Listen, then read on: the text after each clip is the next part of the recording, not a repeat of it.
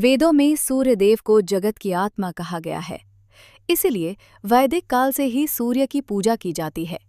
शास्त्रों में सूर्य को सभी ग्रहों का अधिपति माना जाता है। यदि सच्चे मन से और श्रद्धा से सूर्यदेव की पूजा की जाए तो मानव का जीवन सुख संपदा से भर जाता है। उसे हर जगह सफलता मिलती है, कभी भी निराश नहीं होना पड़ता। इसलिए कहा जाता है कि सूर्यदेव की पूजा करनी चाहिए। मानव पर सभी ग्रह कृपा करने लगते हैं। सूर्यदेव को नियमित रूप से जल चढ़ाना चाहिए। अगर ऐसा नहीं कर पाए तो केवल रविवार के दिन भी पूजा करके व्रत करके पूजा कर सकते हैं। अगर व्रत करने की भी स्थिति में नहीं है तो केवल सूर्य व्रत कथा का पाठ करके ही आप मनोवांछित फल की प्राप्ति कर सकते हैं। व्रत करने के लिए रविवार के दिन सूरज निकलने से पहले ही स्नान कर लें।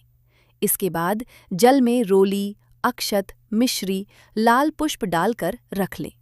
इसके बाद सूर्य देवता को प्रणाम करें, फिर व्रत कथा का पाठ करें। कथा के बाद जल सूर्य देवता को चढ़ा दे। अंत में कहानी सुने। एक बुढ़िया थी जो सूर्यदेव की बड़ी भगत थी। वो हर रविवार को प्रातःकाल में स्नान करती और पूरे घर को गोबर से लिपती और फिर भोजन तैयार करती और सबसे पहले उसका भोग सूर्यदेव को लगाती। इसके बाद ही भोजन करती। यही उसका नियम था।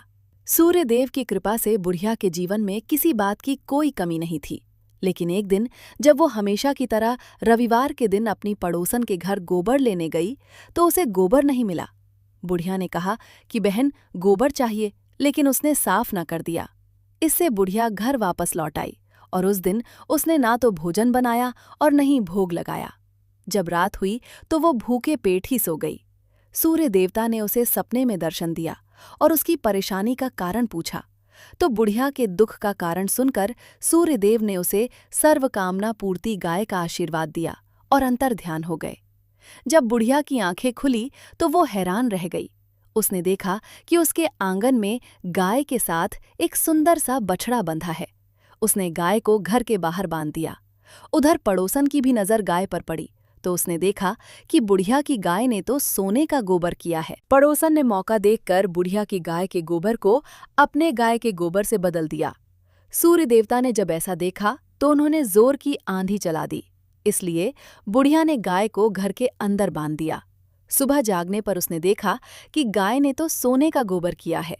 तब से वो उसे भीतर ही बांधने लगी। बुढ़िया की पड़ोसन को उससे बड़ी ईर्ष्या। वो राजा के पास पहुंची और उसे पूरी बात बताई। ये सुनते ही राजा ने अपने सिपाहियों को भेजकर गाय को महल में मंगवा लिया। लेकिन कुछ ही देर में राजा का पूरा महल गोबर ही गोबर से भर गया। राजा ने सिपाहियों को आदेश दिया कि गाय को वापस बुढ़िया के पास छोड़कर आओ और पड़ोसन को दंड दिया जाए।